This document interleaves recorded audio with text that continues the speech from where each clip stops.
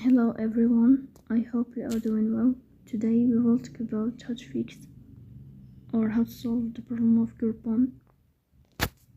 You will click on settings. Here you will click on apps, default apps, app settings. Then we'll search about the application of Groupon. Here in this page of app info, you will click on first stop and you will click OK. Here you will enter to the window of storage. Then we click on clear cache. Here we go to Play Store. You will search about Groupon. If you find updates, then you will update your app.